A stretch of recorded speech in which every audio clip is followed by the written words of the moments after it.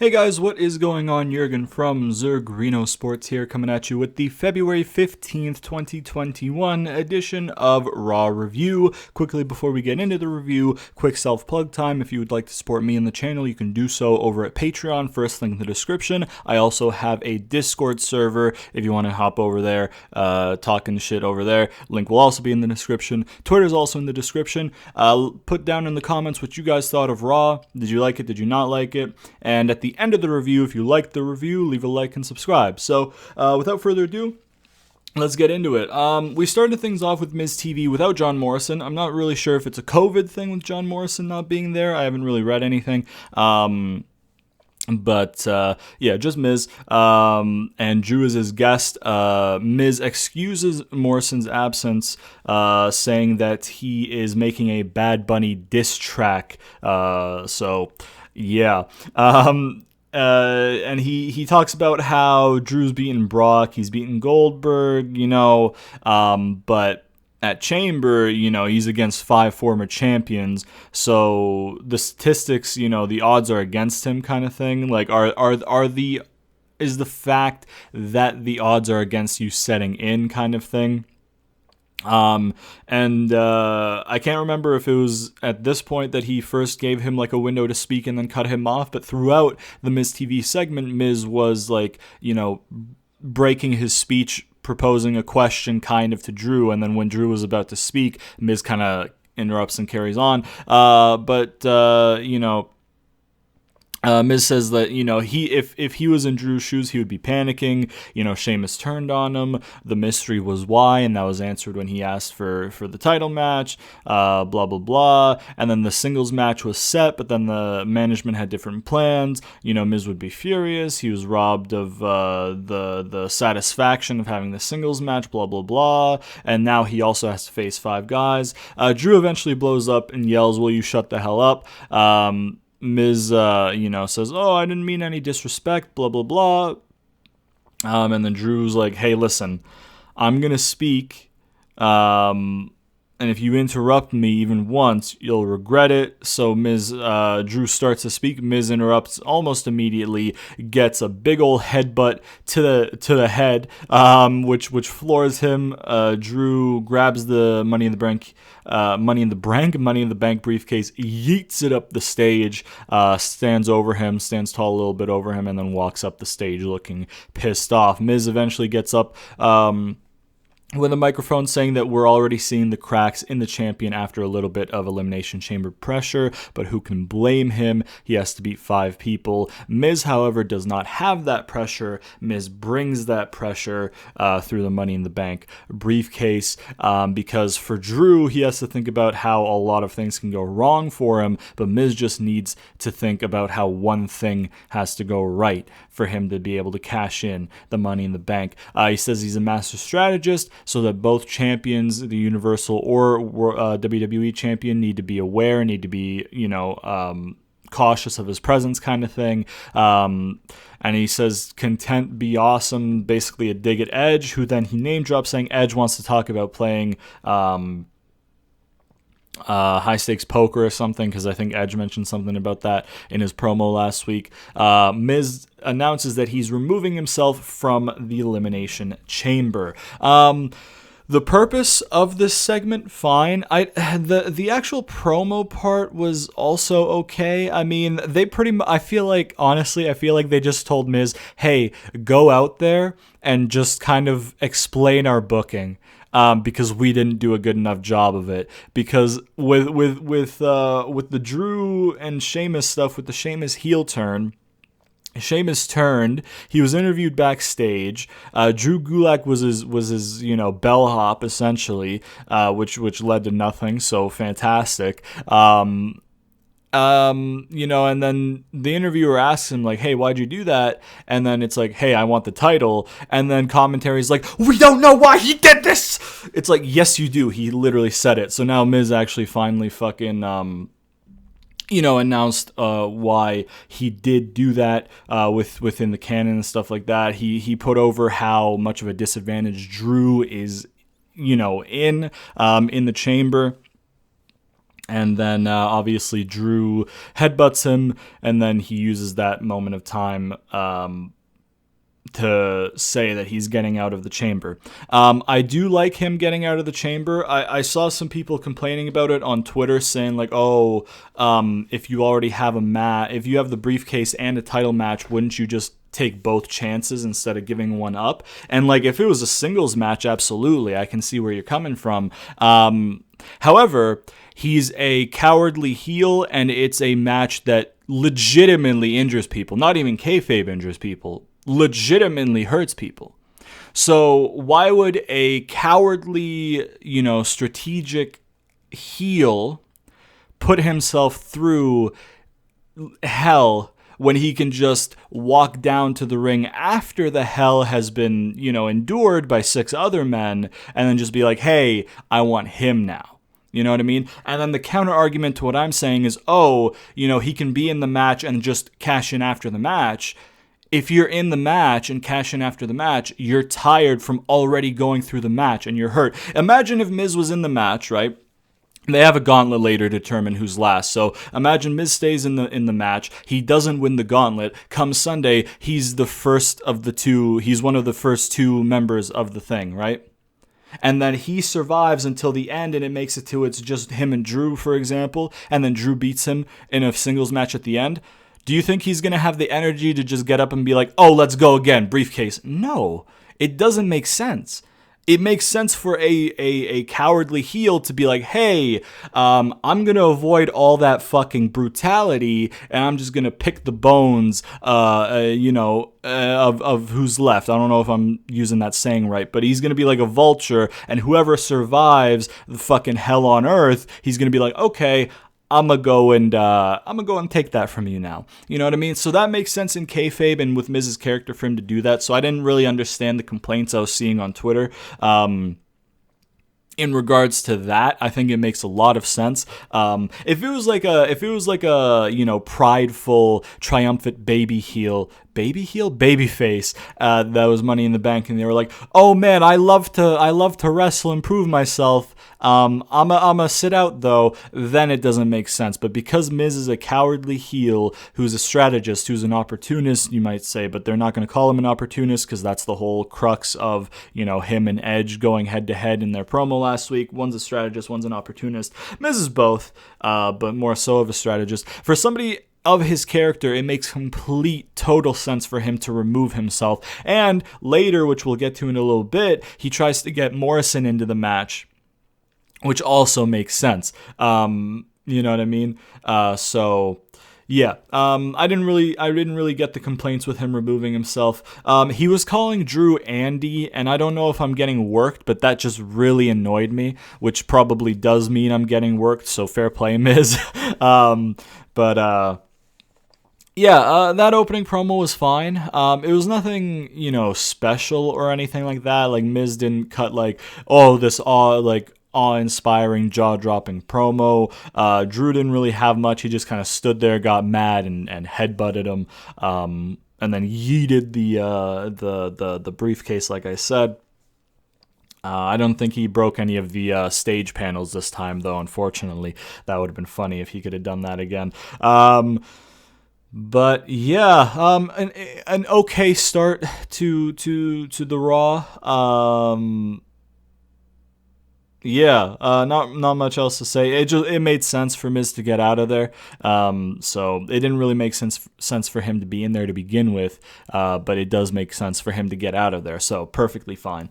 Then we moved on to a 6-man tag between the Hurt Business, the Lucha House Party, and Matt Riddle. There was a pre-match little promo thing in Gorilla between Riddle and the Lucha House Party about President's Day and, Theodore Roosevelt and stuff like that. It was just a little throwaway, thing. Nothing really important came of it.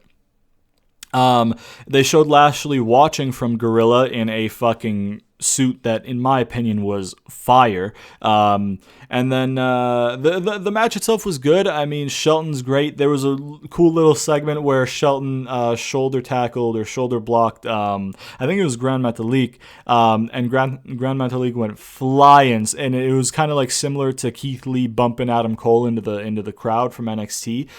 So yeah, that was pretty cool. The match itself was fine. MVP, I think, maybe got legitimately hurt. I don't know how serious it is, but he tagged in for like a hot tag kind of situation.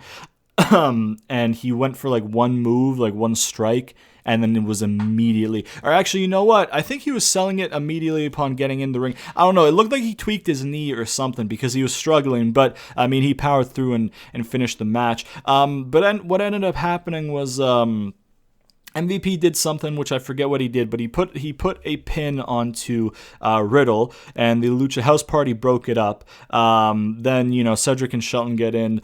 Cedric hits a lumbar check to Metalik. Cedric gets super kicked by. It would be Lindsay who's left. Shelton goes to powerbomb Lindsay, Shelton hits Lindsay with a big boot, then goes to powerbomb him. Riddle hits Shelton with a big knee, sending him to the outside. Lindsay, springboard dives onto him. Riddle goes and hits a floating bro onto MVP. And then Riddle and the Lucha House Party win the match. Afterwards, when they're celebrating on the stage, Lashley comes down to beat all of them up, puts the Hurt Lock on Riddle, still looking big, beefy, angry, strong, and all that shit. And yeah.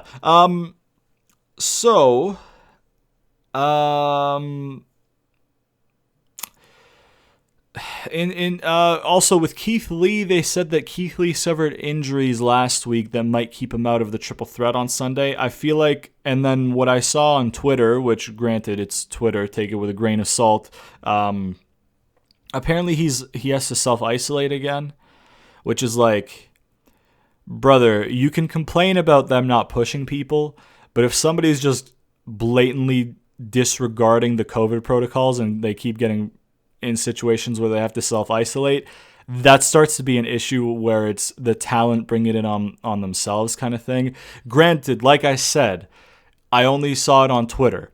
I haven't seen it reported by anybody credible, so I don't want to go and assume that Keith Lee's not taking COVID seriously and this and that and this and that. That's not what I'm trying to do. I'm just saying, if that is true, come on, man. You're put into an Intercontinental title match and then, which one's on Raw? The U.S. title match. You're put into a U.S. title match and you're like, hey, I'm gonna go get COVID again. Or I'm gonna go, have to self-isolate. I don't really know, you know what I mean? If that is true, it's kind of just disappointing. But yeah. With that out of the way, because I'm not gonna say that that's fact for sure, because again, I saw it in Twitter replies to you know what I mean? Like, it's not credible whatsoever what I saw. Going back to the actual match, I don't know if this was the planned finish. I don't know if they planned the House Party and Riddle winning the 6-man tag, or if they had to kind of call an audible and just win the match because MVP couldn't really go past a certain point. It wouldn't surprise me if this was the intended result, because they want Riddle to look strong going into the title match. The issue I have with that, though, is that they tagged along Shelton and Cedric, so Shelton and Cedric get a loss also. MVP taking the pin is no problem. He's not the wrestler of the group. And he doesn't need to be getting wins in 2021 over up-and-coming talent, you know what I mean? So I don't have a problem with MVP taking a pin, but if you wanted to give Riddle a victory, you could just do him versus like Gulak or something. Give Gulak something to do, or Garza, get him on the show or something like that. I would say him versus MVP, but they've done that like twice within the last 2 months or last month or so. They've done that multiple times. They had Riddle like squash him once, and then they had I think Riddle lose to Lashley then face MVP or something when they had that short staff Raw where they had him like demand a match afterwards. I don't know. You could have done MVP versus Riddle singles if you wanted to build MVP a little bit, or sorry, Riddle a little bit more. You could have given Riddle Gulak. You could have given Riddle Garza. Just a random match, you know what I mean, to get him momentum. Those guys can wrestle really well. Have them put over Riddle if you're not going to book them otherwise. Like, why not? I do like the Lucha House Party are getting featured more and more recently, you know what I mean? I wish they wouldn't have broken them up from Kalisto. They should have probably kept them as a whole trio on one roster because Kalisto's just completely done and dusted over on SmackDown. He does nothing except for randomly talk to Sasha on camera and not even have any actual promo time, so unfortunate for Kalisto. But yeah, overall, I'm just kind of mixed on this one because, like, yeah, you should probably give Riddle a win going in just to, because it's a double-edged sword because, like, Lashley should, all intents and purposes, be defending his championship successfully. But I'm worried that WWE is going to put the title on Riddle. And if they had built this differently, then I probably would have been okay with that. But they haven't. They've built it as Lashley is a fucking murderer right now. So, like, having him lose right now is just not good. So, like, I get wanting to make Riddle look strong with a win so that there's credibility going into the match. Like, oh, hey, this guy, you know, because he lost to Keith Lee last week. So his only claim at a title shot is he had a title shot and Lashley got himself DQ'd or counted out or something like that. I forgot what the actual finish was. It was a DQ for Lashley and then he beat him down, right? So his only claim is like Lashley DQ'd himself to a defense or whatever. So like, fuck, put him back in there. But like, I don't know. It's just meh. You know what I mean? Like, yeah, Lucha House Party are featured, which is a bonus. Riddle gets a win, sure, I understand the reasoning behind that. But do you need to give Cedric and Shelton a loss also? You know, in the process? You could have just done Riddle and MVP, Riddle and Gulak, Riddle and Garza, something like that. You know what I mean? Or Riddle and Ricochet. Ricochet's on Raw. They don't do fuck all with him. Let him and fucking Riddle go for like 10 minutes and fucking do something. You know what I mean? Like, you know what? Ricochet probably is self-isolating. So, yeah. It's just a match that just really kind of like fell flat to me. You know what I mean? I was like, I kind of see why you did that. But also, why did you do it that way? Because the way that they did what they wanted to do didn't really... I think it hurt more people than it helped, if that makes any sense. With Cedric and Shelton getting a loss. The positive that I will take away from the 6-man is that they didn't tease Cedric and Shelton kind of breaking up. I don't know if they were going to, and that was part of the original finish, and they had to change because of MVP's knee thing, or if, you know, that was just intentional and that was just a tease and they're cooling it now because they realize they don't have anybody fucking else in the tag team division and that the Hurt Business are fucking fantastic. So, yeah, not great for me.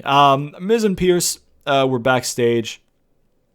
You know, Miz thanks Pierce for the spot in the chamber, but thinks that Morrison should be in his spot after he removed himself. Pierce says that he'll promise to take it into consideration. That's pretty much all you need to know about that segment. It was short and to the point. Then we had Bad Bunny and Mandy Rose talking backstage. Mandy Rose was congratulating him about something, I think at the Rumble, the Dive, or about being on SNL this week or something like that. She showed him that he was wearing the shirt. He was definitely staring at her titties, but can you blame him? And then you know, Pierce kind of comes up after she says like good luck or something and then walks away. And then an interviewer comes by as soon as Priest starts talking and walking with Bad Bunny, and they start interviewing Priest about, what's going on. He starts his promo by saying, "What else can I say?" Even though he didn't say anything beforehand, which I thought was kind of funny, but it is what it is, whatever. It doesn't really matter. He was talking about debuting on Raw with a win, with Bad Bunny, all that shit. Then we hear some noise. Camera turns around to Tozawa pinning Truth for the 24/7 championship. He raises the championship and backs into Priest and Bad Bunny, who kind of stare at him. Priest drives his head into some storage equipment backstage, which flattens him, and then he looks at Bad Bunny. He's like, "Hey, yo, go pin him, dog." And then Bad Bunny pins him and wins the 24/7 championship. People really hated this on Twitter, man. I'll tell you what. I was looking at the replies to WWE's official account because they tweet along with the show. People are hating Bad Bunny, man, and I do get it to an extent because it's a celebrity coming in, taking airtime away from a talent, right? But on the flip side, he's helping them make Priest a big star. He's bringing a lot of eyes onto the product because he had the highest selling album in 2020, I'm pretty sure, right? The dude's a big star right now. He's putting eyes on the product, and he's helping elevate Damian Priest upon his debut. He's going to be on Saturday Night Live this week, which means, hey, the 24/7 championship will be on Saturday Night Live, which means, hey, WWE will be featured on Saturday Night Live. It's not a real championship, so there should be absolutely no outrage at him winning the 24/7 title because it's not a real title. You've had sportscasters win it. You've had Marshmello win it. Gronk won it. You've had fucking everybody and anybody. Peter Rosenberg won it. It's a fucking comedy prop. So people who are mad at he's a champion in WWE. It's not a real title. Who fucking gives a shit? If a blow-up doll won the title next week, that would make sense because it's not legit. It's Fugazi, okay? It's not a real title. It's a comedy prop. So there should be no outrage if Bad Bunny wins it. Commercially, it's smart from WWE. He's going to go on Saturday Night Live. Oh, I'm having a stroke. Saturday Night Live, promoting the product, right? Excuse me. And, yeah, I mean, and the whole, he's taking airtime from other people. Is he though? Because if you think about it, the Raw that he was on Miz TV, he introduced Priest. So he was accompanied by Priest in his airtime. The week after, his airtime was with Priest. This week, his airtime was with Mandy and Priest and Tozawa and Truth and whatever. You know what I mean? It's not like he's getting out there and he's cutting a promo all by himself and shit like that. You know what I mean? And he's feuding against somebody singles, kind of like when Kevin Federline did it with John Cena. You know what I mean? And feuding with the top star of the company just because Federline wasn't really famous. He was leeching off Britney Spears, right? That's who he was married to. But you know what I mean? I just don't really get the outrage. I do and I don't. I do because WWE has a history of putting celebrities in for random spots and taking time away from their talent. My thing is, I think they're using Bad Bunny well. Because Bad Bunny, I think I mentioned it last week, Bad Bunny isn't making a joke out of it. You know what I mean? When they had guys like Hugh Jackman and shit like that on, you could tell they didn't give a fuck. They were there to get paid, promote whatever they were there to promote, and they didn't really care about wrestling. They kind of thought of wrestling as a joke, right? Maybe not Hugh Jackman specifically, but that era of the guest, celebrity guest GM or whatever the fuck. You know what I mean? Everybody that they had come in there, like Snooki when she was there or whatever her name is, the fucking Long Island girl who Morrison was pissed off at because it meant Melina wasn't on the card or something like that. Or no, he wouldn't hug Trish, right? Or something like that. I don't know. Morrison avoided somebody. I think it was Trish, actually, now that I think about it. But anyways, it's not a celebrity who's there to just promote their shit and then, and be done. You know what I mean? Bad Bunny performed Booker T his song at Royal Rumble, and then they really haven't had him sell himself or any of the things he's doing since then. He's just been there. The guy's just there to put eyes on the product from a more mainstream audience and to help get eyes on Priest and elevate him and put him over. You know what I mean? I honestly could see them doing Priest and Bad Bunny in a tag team match against Miz and Morrison.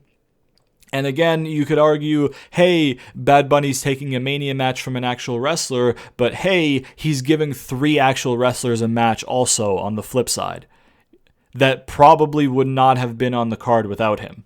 You know what I mean? At least not in a storyline match capacity. Maybe in the Battle Royal, shove Miz and Morrison in there and you know, Priest in there or whatever.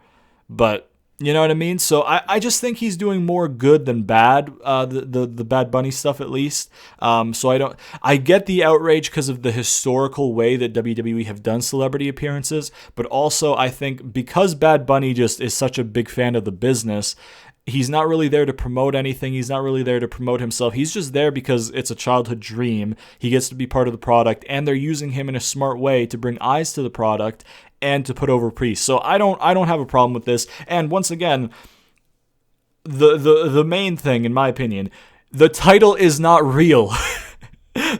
There's no prestige, there's no heritage, there's no significance to the title. It is a comedy prop. It would be like getting mad at him winning the Hardcore Championship back in the day, or having somebody from Limp Bizkit win the Hardcore Championship back in the day. It's a fake title. It's not real. You know what I mean? It's just there for, like, you know, entertainment. So yeah, I mean, it wasn't anything special, but obviously, you know, it's going to be commercially a smart decision to get the 24/7 title on him before he's on Saturday Night Live. And I'm realizing, yeah, they're kind of promoting him on Saturday Night Live, but it's not like it's just him. They're not just promoting him. He's going to go on Saturday Night Live and promote WWE in return. You know what I mean? So it's like, you know, I don't see any problem with it, honestly. Or if there are problems, just very, very minor, you know what I mean? But I just don't see problems with it. And I'm usually a guy who hates this stuff, but the way they're doing it with Bad Bunny, just it's not pissing me off, because I think they're just doing it in a non-damaging way, honestly. We had Pierce walking backstage, and then New Day kind of take him aside, and they're like, hey, you know, I'm a former champion. Kofi says, I'm a former champion. Don't tell me you're considering Morrison, blah, blah, blah. Woods brings up the fact that he's been WWE champion more recently than 4 of the 6 people in that match. Or sorry, 4 of the 5 people in that match, because Drew is actually current champion. So, you know, he brings that up. Miz kind of interrupts, and he's like, oh, hey, Pierce, meaning to talk to you. And he's like, oh, hey, why are you guys talking to Pierce? And then they're like, oh, well, it's because we're going to get in the match. And he's like, no. See, he promised me Morrison would be in the match, blah, blah, blah. They start complaining. Pierce cuts them off, and he's like, hey, listen, okay, how about tonight, Miz and Kofi, you face off one-on-one. If Miz wins, Morrison's in. If Kofi wins, Kofi is in. However, I'm pretty sure that they showed an advert either after or before this that had Kofi as a participant in it, or at least like strongly hinted that he was one. So I don't know if they intentionally gave that away by accident, kind of thing. I don't know. But anyways, they talk about how it's going to be Kofi Mania Part 2, the sequel. Miz says sequels suck. Kofi and Woods say, yeah, we know. We saw the Marine 4 and 5 and 6, which I guess were the ones that Miz was in. And then he kind of walks off. So yeah, fair enough. It doesn't really make sense, because if you're going with the whole former WWE champions thing, then Kofi kind of has to be put in. So there should be no reason to have the qualifier if you're going for the, you know, former champions route, right? I prefer the qualifier route because, you know, have somebody earn their shots. I prefer that route. But if you set the precedent that, hey, former champions are in, you know, and Miz did bring up that Morrison was a former ECW world champion, which, yeah, it's true, but he's not a WWE champion. Technicality, we'll touch on that later. You know, like, there's no problems with the promo. It's just WWE is not consistent, and that's what drives me crazy a lot of the time.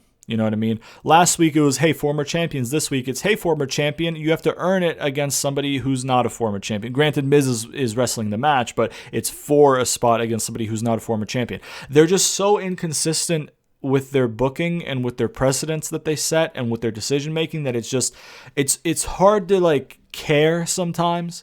You know what I mean? It's hard to be invested sometimes because you're like, hey, this is the logical way to do it, but we know that that's not going to be what they do because they never do anything logical because they never stick to the precedents that they set.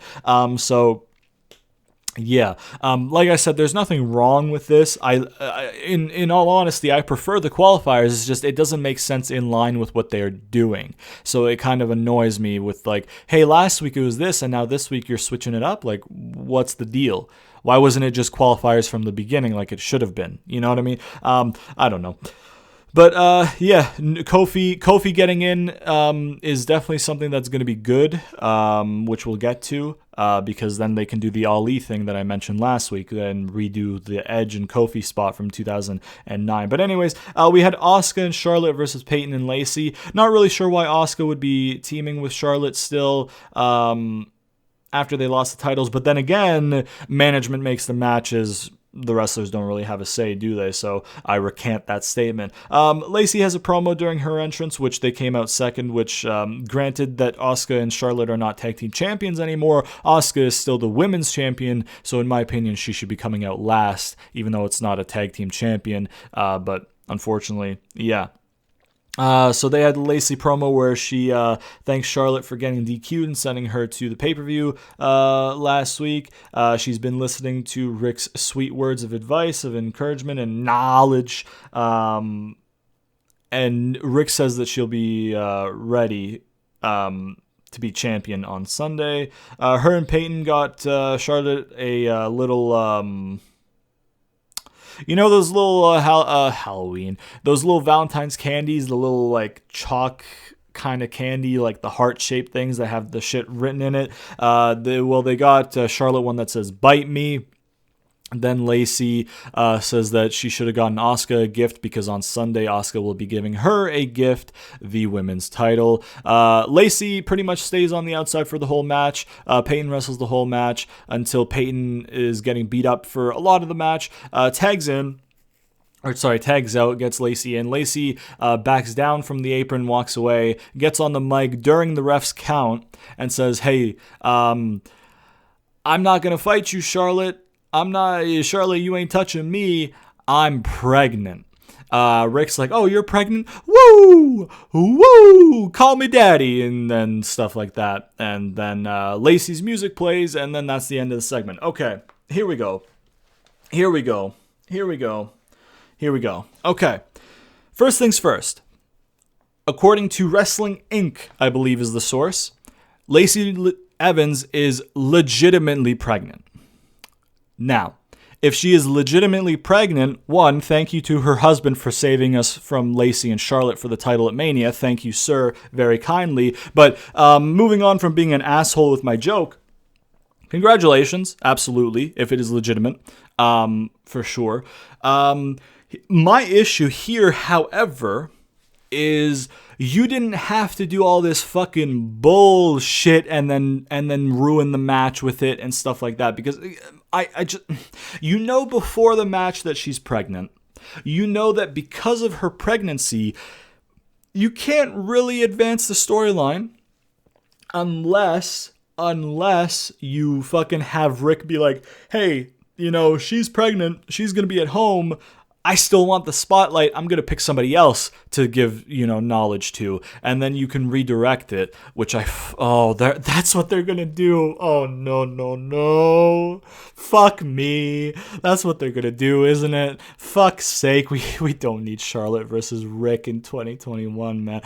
Anyways, I'll try and keep going. So, so obviously they knew she's pregnant beforehand. Again, I'm recording this in the morning because I couldn't record it last night. Last night, it was reported by Wrestling Inc., I'm pretty sure that is the source, that she is legitimately pregnant. I probably should have checked Twitter to see if there were any more reports about anything last night, including MVP's injury and Lacey's shit, before recording this, but I just started recording as soon as I woke up, so yeah.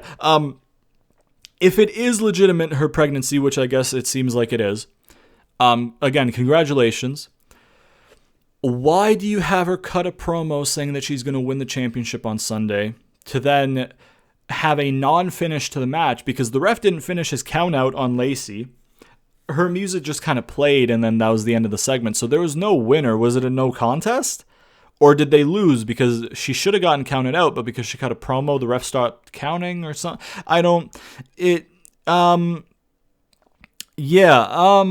So if you know she's pregnant beforehand, here's a wild idea. Here's just a fucking bonkers, nuts, fucking boo-boo Montesi fucking idea here. Have her announced as having suffered an injury as a result of Charlotte's attack last week. If you want to put Charlotte over, sure, you could do that. Have her announced as having suffered an injury in training, meaning that she will not be able to, fight for the championship. And then have a number one contenders match instead on Raw. Put Peyton in there, put Charlotte in there, put Mandy in there, Dana in there. I would say Shayna, but Shayna has something else to do because they're in a little tag team thing later on with Lana and Naomi. Just have like a fatal four-way for a number one contender. Mandy, Dana, I know they're a tag team, but whatever, that can cause some cool storytelling in the match. And then Peyton and then Charlotte. Or, fucking bright idea, debut Rhea Ripley in a number one contenders match and have her win and then face Asuka. And obviously, since you don't know what to do with Asuka, have her win. Put over Rhea. Sure, who cares? But like, this whole fucking bullshit with the tag match, and she comes out and she promotes the match on Sunday, and then, oh, blah, blah, blah, blah, blah, blah, blah, blah, oh, I'm pregnant. Why? Just get her out, just write her off screen, or on screen if you want to attribute it to Charlotte's attack. Granted, you can't really, because Charlotte's attack wasn't that vicious. So just... on one hand, they're kind of limited with what they can do because it's a shoot pregnancy from what I've read. Again, Wrestling Inc. is the one who reported it. I don't know if she's confirmed it yet or not, so whatever. But again, if it's a shoot, which it looks like it is, so I'm just going to go ahead and assume it's a shoot from now on instead of saying if it is, which might be a little bit risky because if it's not, then I look like an asshole, but whatever. If it's... okay, I'll just say if, still, never mind. If it's a shoot, right, and you know beforehand, and then you do all that shit, you're one match short at the pay-per-view, which now you're going to have to just randomly give somebody a shot or just completely remove it from the pay-per-view, so both are not great, because you can't just be like, hey, this person gets a shot instead, because that doesn't make sense, because they didn't earn it. Or you remove the match, and now Asuka is not defending her championship on yet another pay-per-view. You know what I mean? So you're left in a shit spot for Chamber when you could have just written her off beforehand, had a number one contenders now. If you don't want to pay off Charlotte and Asuka, if that's what you want to do, have Charlotte turn heel against Asuka, if that is the plan for Mania, and you don't want to do that too early, have Peyton win a number one contenders match and then just come short against Asuka. Have Peyton win a match, put her over against Charlotte, and then, oh, Asuka wins. There you go. You know what I mean? I guarantee you people are not going to care. They're not going to be upset at it. People like Peyton because Peyton's great and she should be pushed more than you are pushing her. But you don't because she's not blonde with big old fucking titties because that's what Vince likes. So, it's just, again, they're kind of limited because it's a shoot pregnancy from the reports. However, you can do it a different way. You know what I mean? And now I'm worried that they did it the way they did because they're gonna have Rick find a replacement person to mentor against Charlotte, and it's gonna be shit. But yeah, just awful. It's an awful segment. Not like even with it being a shoot pregnancy, right? It's still awful just because they did it like a shit way that they could. They could have just done it a different way. You know what I mean? Have her claim to be injured or whatever, and then in like a few weeks just be like, oh, hey, Lacy's pregnant. She's not coming back. Okay. People aren't going to be like, oh, no, we didn't get the payoff to Charlotte and Lacy. Nobody wanted the payoff to Charlotte and Lacy. I don't know what the fuck that voice was, by the way. That outraged voice that I just did. I have no idea what the fuck that was. I'm sorry. That sounded ridiculous coming out of my fucking mouth. But yeah, let's move on here because that was shit. That was awful. Granted, again, limited because of the real life circumstance. Once again, shout out to Lacy's husband. But like, yeah, and like the other thing, speaking of Lacy's husband, because of the joke that I made, the other thing is with them doing it as a storyline pregnancy. Also, let me just compose myself here. You are insinuating that Ric Flair, who has to be like 70 now, right? How old is Ric Flair? 70? 80? He looks old. I'm going to say 90 for the meme. You're insinuating that a 90-year-old man has impregnated a woman on your roster whose husband and daughter have been featured on your fucking programming before. Like, brother. Fuck me, Vince. Holy shit, Vince. Please retire, man. Holy fuck. So yeah, just awful. Again, for the millionth time, conditionally, yeah, they were limited, but also they probably did it the worst way. Not the worst way. There could have been worse ways probably. But just they did it a shit way, so it just sucked. The match had a non-finish, so that from a competitive standpoint, garbage. You kept promoting a match that you then turned around and said, "Hey, haha, not really." Garbage. You left Sunday without a match or with a match that is not earned. Garbage. It's just garbage on all. You insinuated that a married woman with a daughter whose husband and daughter have been featured on your programming cheated to get pregnant with Ric Flair, 90-year-old man. Garbage. Like, it's just... Like, the show was like, oh, all right up until now, and then it's just like, ooh, that was garbage. So, unfortunate. Yeah, let's move on, though. Let's move on. We had a Sheamus backstage interview where he was asked about the Gauntlet match. Later tonight, says he shouldn't have to face the odds in the Gauntlet or in the Elimination Chamber because 2 weeks ago he challenged Drew to a championship match and Drew accepted, so he was under the impression that it would be a singles match. But you know what he's going to do? He's going to win the Gauntlet, he's going to vibe and chill in his pod while everybody beats the fuck out of each other, and then he's going to go in, lay waste to everybody, and win the WWE Championship. Then we had Kofi versus Miz for a spot in the Chamber. Woods didn't accompany Kofi out there. It was just Kofi versus Miz in a singles match. By the way, the match quality for Asuka and Charlotte versus Peyton and Lacy was all right for what it was. It was pretty much just, like they had the whole one partner doesn't want to tag in to avoid the other partner thing. And all that stuff. Peyton had some impressive striking offense with some kicks and stuff, which was nice. Really wish they'd push her more, but it is what it is. Anyways, Kofi versus Miz, solid match. Clean finish. Kofi gets a clean win against Miz, which I have no problems with. Kofi gets in the match. Ali can fuck him up during his entrance. Please, for the love of fucking everything. Please, man, it writes itself. Please, WWE, please. Yeah, so, the match was good. It was a solid match. The length was fine.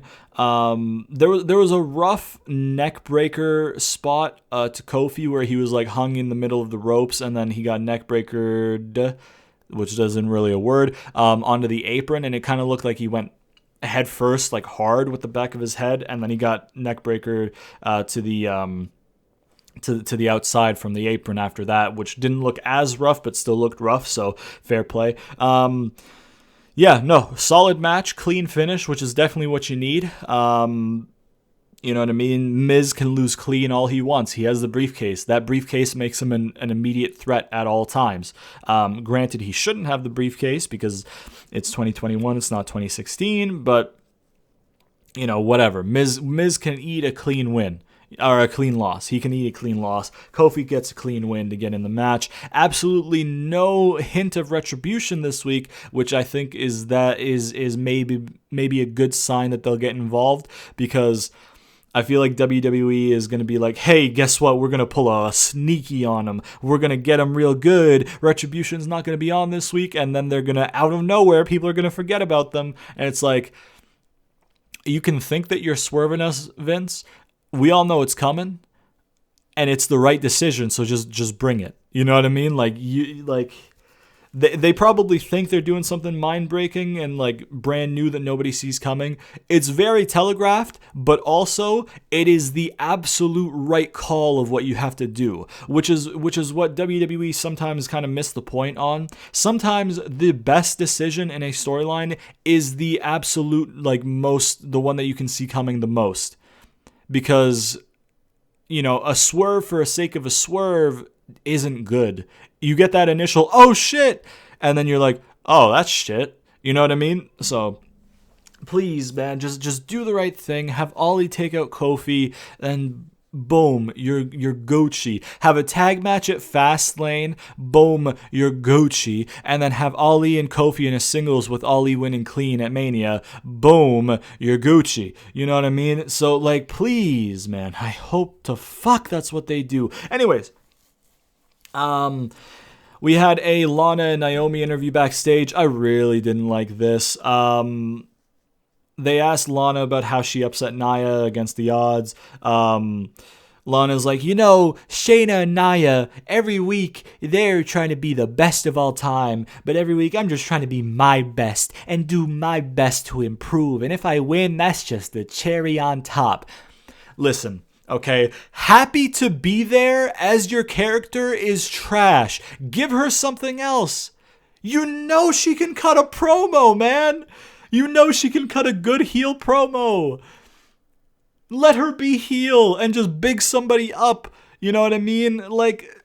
Why are you getting Lana, who is a good heel promo, and limiting her and shackling her to, I try my best every week, and that's what makes me happy? That's shit! That's shit! Man, fuck me, man. Oh, she's such a good heel promo, too. Just let her cut a heel promo, man. Fuck me. Naomi says that Nia got what she deserved. They made a couple hole puns, and then that was the end of it. So, yeah. We had a Randy promo where he says that after last week, thanks to Sheamus, the business between him and Drew is not finished. But that's okay, because he's going to win the Gauntlet. It's a daunting task for anybody who's not Randy Orton, but Randy does whatever it takes. Example, Fiend. You know what I mean? And in the ring, he's going to be with 5 victims on Sunday, who are going to be victims of the most devastating letters, R-K. And on O, boom, kind of cut to Alexa in the funhouse. You know what I mean? Earth to earth, ashes to ashes, dust to dust. In the fire, he was destroyed? What did I write there? The fuck did I write, brother? Why can't I think that's destroyed. In the fire, he was destroyed, but in the future, he will be reborn. The camera's really close up on her. It zooms out to show that she's in the middle of a summoning circle or sacrifice circle, where it has the star kind of written in with the, not a filled in star, but the, you know what I mean? And in the circle kind of thing, and then she starts laughing, and then you zoom in on her with her contacts in with the crazy eyes, and then it cuts to black. I really like this. Randy cuts a good promo. Randy right now, with the Fiend out of his hindsight, his motivations are the championship. In his mind, yeah, sure, he has unfinished business with Drew, because Drew won the title back and he never got a shot to win it back from Drew. So I guess in Randy's mind, he would be saying he has unfinished business. I think what they could do is definitely Randy versus Sheamus at Fastlane. It's not a great match in terms of like buy rate, which isn't really a thing anymore with the network, but in terms of buy rate, it's probably not the best match because it's heel, but obviously it gives a clear way of getting Randy and Fiend to Mania, and then it gives a way of getting Sheamus and Drew to Mania if they do Edge and Roman. But we'll get to all that later because I really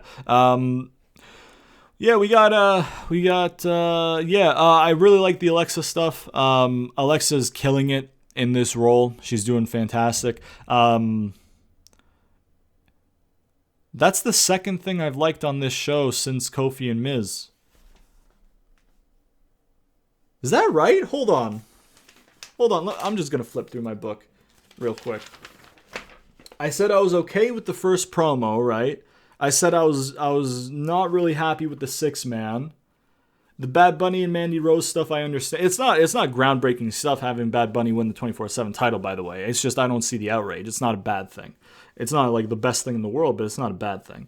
Damn, this is only the second thing I've liked. And the first thing was just a few seconds ago, which was Kofi versus Miz. Yeah, not a great Raw, huh? But yeah, so Randy cuts his promo, all that stuff. Then we had Lana with Naomi in her corner facing Shayna with Nia in her corner. Lana looks terrified again. I really don't like what they're doing with Lana, this like scaredy cat. I'm gonna try my best, and if I get my ass beat, that's okay because I'm here. I really hate it. You know what I mean? She should want to fucking beat the fuck out of Shayna. She should be angry.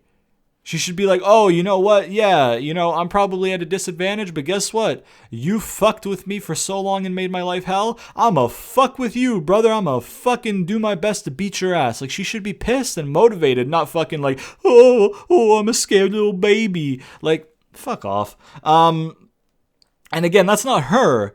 I'm not dissing Lana. That's creative. And that's shit.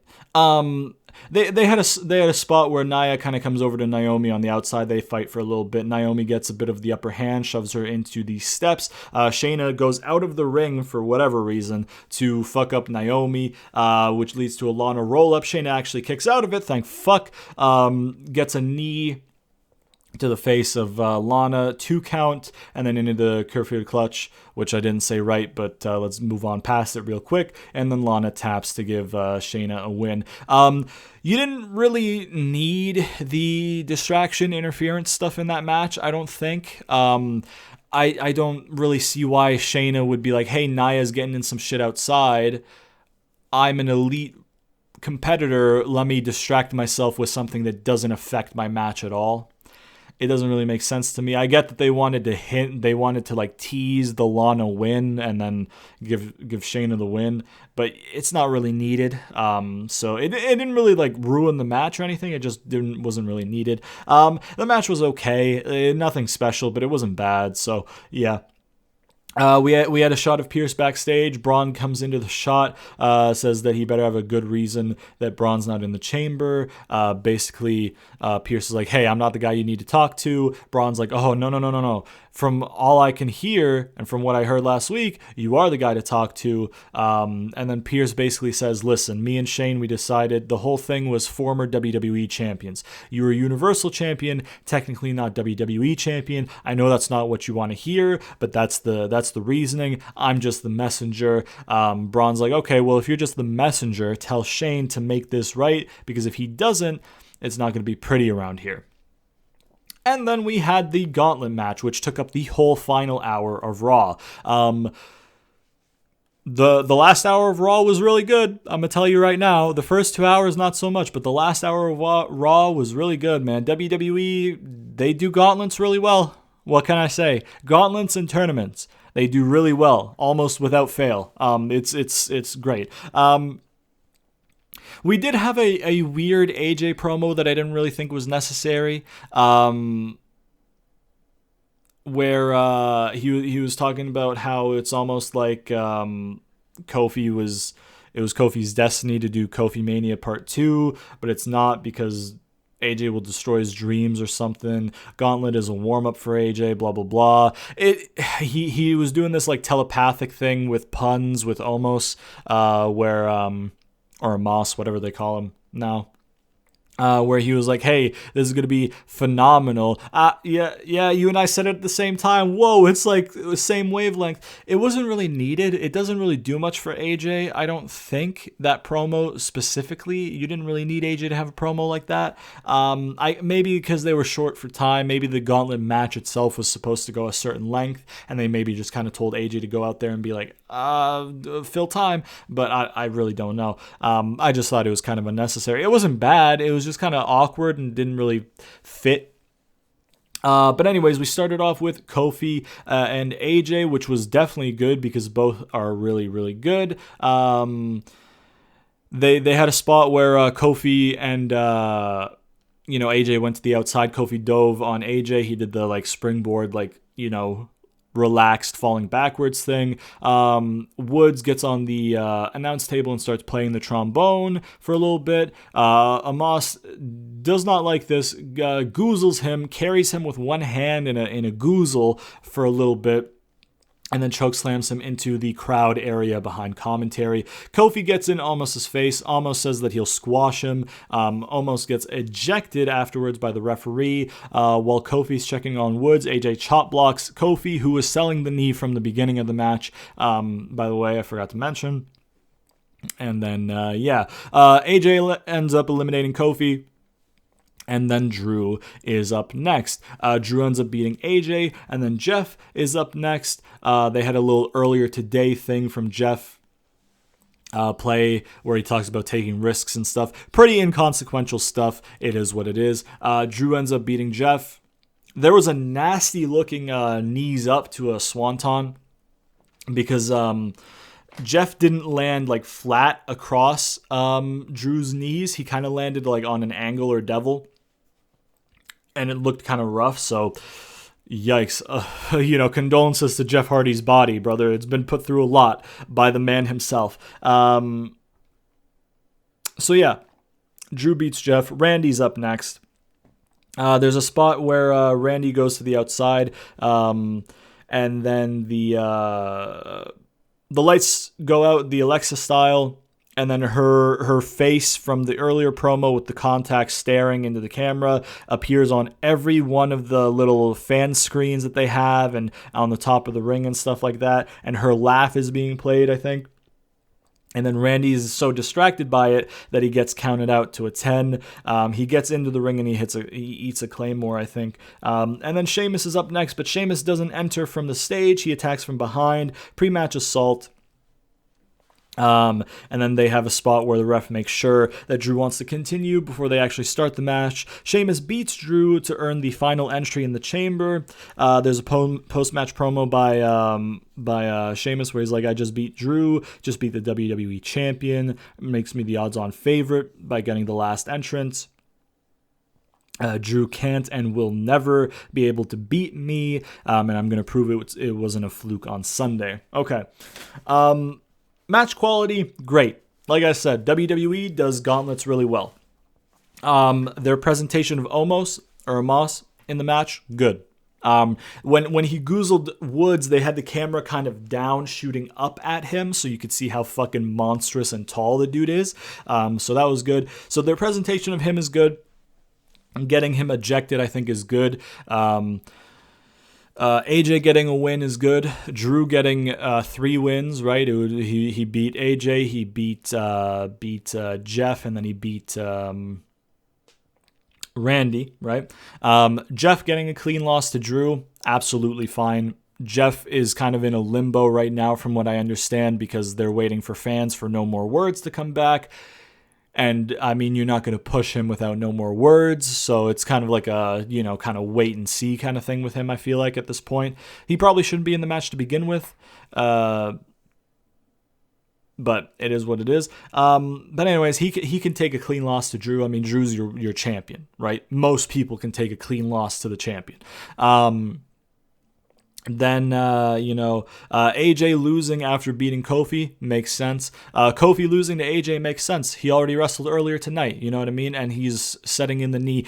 But wrestling 2 matches in one night when it's back-to-back and when it's earlier in the night are different things, by the way. Because within kayfabe, just within general sport, if you're doing it on adrenaline, you're not going to feel the pain as much. But if I wrestle a hard-hitting match where I hurt my knee and then an hour later I have to go again, I'm going to be in a lot worse shape than if I had to wrestle 2 matches back-to-back. Because if I wrestle 2 matches back-to-back, the adrenaline is still there from the first match for the second match. I'm still warmed up, whatever. My body's still ready to go. It's in full gear kind of thing. But if I take a break for like half an hour, you know what I mean? My body's going to cool down, the adrenaline's gone, and I'm in pain. So it makes sense with Kofi losing. Plus, AJ's strong, so they don't really need a reason for AJ to beat Kofi anyways. AJ getting a win is good. Drew getting 3 wins is good. Randy, they want to keep strong, evidently. I don't think you really need to because it's Randy Orton, but because they want to do that and because they want to extend the thing with him and The Fiend, Alexa's shit to get him, counted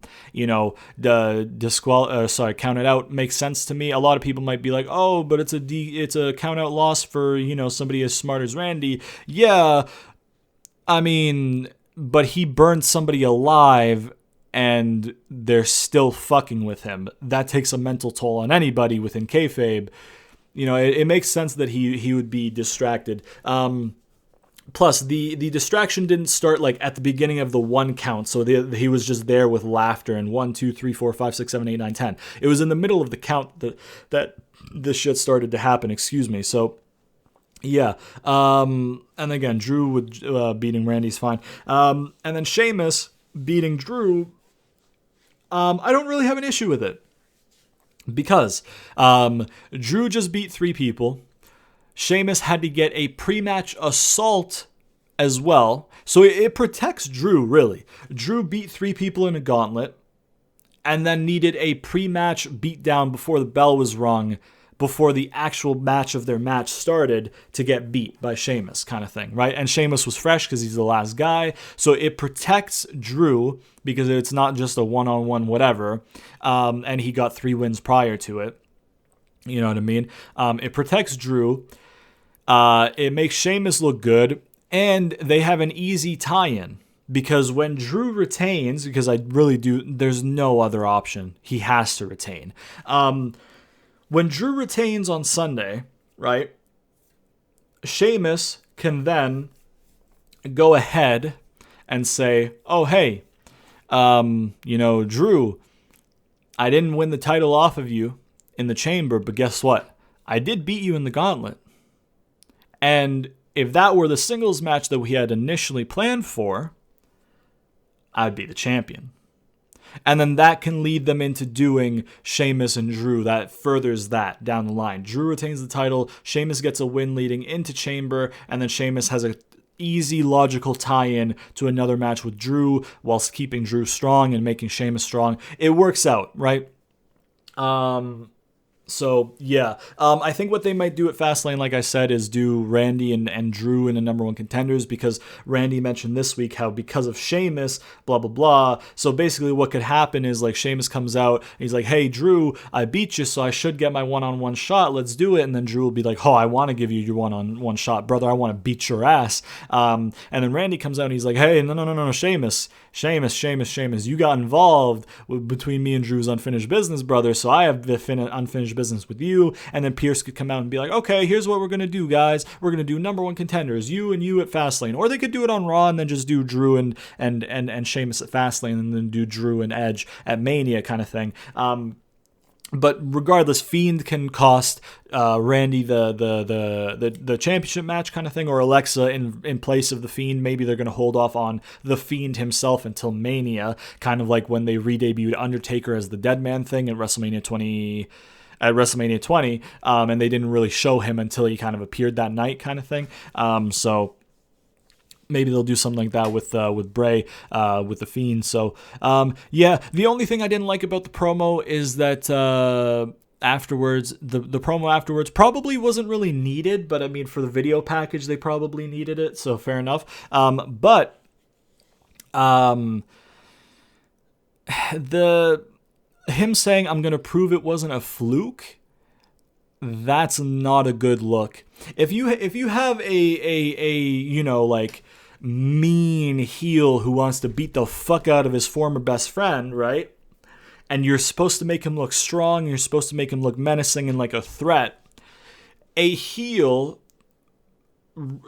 of that nature probably shouldn't be saying that his win was a fluke before anybody else can say it.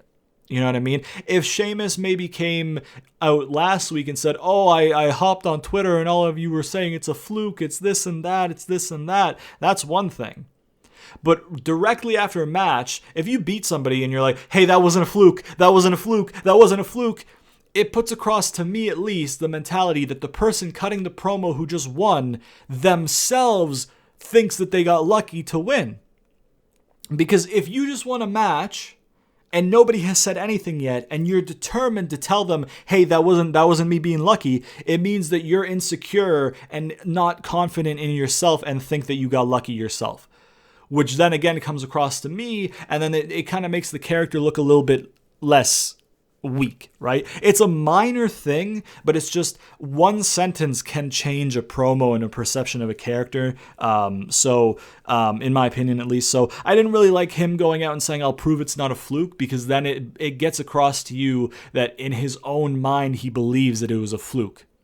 You know what I mean? Because nobody was there to say, hey, you got lucky, for him to then be like, I didn't get lucky, bitch. You know what I mean? It was just him, before anybody could say anything, just after he won. Yo, that wasn't luck.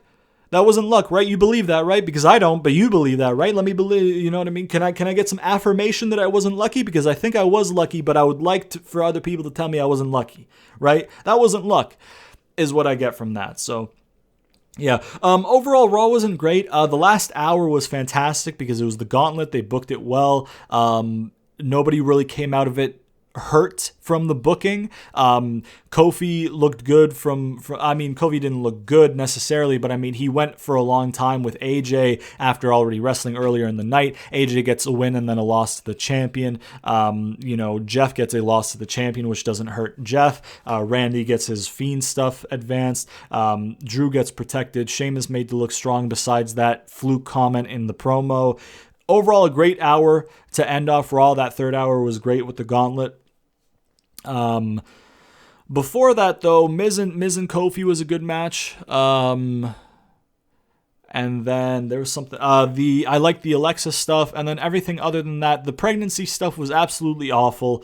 Miz removing himself made sense, so I liked that. I liked the purpose of that promo. Like I said, the promo itself didn't really do too much for me. It wasn't delivered exceptionally well. If you would have just told me, hey, Miz is out of the chamber, that's the whole promo, then I would have gotten the same out of that than him rambling for like 10, 20 minutes to start off the show. Do you know what I mean? Like, his rambling didn't really help build him as a character, didn't really help build the story. It was just kind of to fill time. Like, it felt like filler. Right? He could have just been like, hey, without the Miz TV bullshit, he could have just been like, hey, I was thinking, being the master strategist that I am, you are right, Edge. I am a strategist. With this briefcase, it doesn't really make sense for me to go through Hell in the Chamber, so I'm going to remove myself from the match and then, dismantle whoever survives, kind of thing. Or just something really simple like that, could have been a lot better, and it saves time, and then you could have given a match to somebody else like Ricochet or Gulak or somebody who, then again, Ricochet probably isn't there because he was too busy going out without a mask and partying. But let's move past that. So yeah, the opening promo itself wasn't great, but I liked the purpose of it to get Miz out of the chamber. 6-man wasn't that great. It wasn't a good Raw. If you break it up into just the last hour, it was good. I'll give it a 5 out of 10, I think. Because the Gauntlet was so strong, because Miz and Kofi was good, and because of Alexa, and because Miz is out of the fucking shit, right? I'll give it a 5. The rest of the show So to be fair, that Gauntlet's probably like an 8 or a 9 on its own, that hour. And then the 2 hours before it, honestly, are probably like a 2. And not because the whole 2 hours was shit, just because that pregnancy was so fucking bad that it kind of drags the whole shit down. And there was a lot of mess stuff. You know what I mean? Overall, I'll give it a 5. I'll give it a 5, I think. I think a 5 feels about right. Maybe 4 or 5. I'll give it a 5 just because the Gauntlet was so good. I'll give it a 5 out of 10 for my Raw rating. Let me know what your Raw rating is down in the comments below. You know what I'm saying? Let me know if you liked Raw. Let me know if you disliked Raw. Let me know what you guys, if you agree with some of the stuff I said. If you disagree with some of the stuff I said, let me know. Once again, if you'd like to support me in the channel, you can do so over at Patreon. First link in the description. The link to the Discord server is also in the description, as well as my Twitter. If you'd like to check out some of the other stuff I do on the channel, you can do so at the end cards at the end of the video. There's a link to some of the gameplay stuff I do, which is primarily what I do on the channel. Coincidentally, I have a GM mode series. I have a few of them where I actually book storylines as well. So if you'd like to see how I would book a wrestling show, definitely go check that out. And did I say follow me on Twitter already? I think I did. Please sponsor me Peace Tea, obligatory Peace Tea sponsor me gimmick. Got to get that in there. You know what I mean? Be sure to turn on notifications so you never miss an episode, because YouTube likes to zuck your boy and not put my videos in your sub boxes. So by pressing that nice old bell icon, you will get a push notification anytime I do upload, and you'll never have to miss it. And yeah, if you guys enjoyed the video, please leave a like, subscribe, share it to all your friends, comment down below, all that good shit. And I'll see you guys next time. We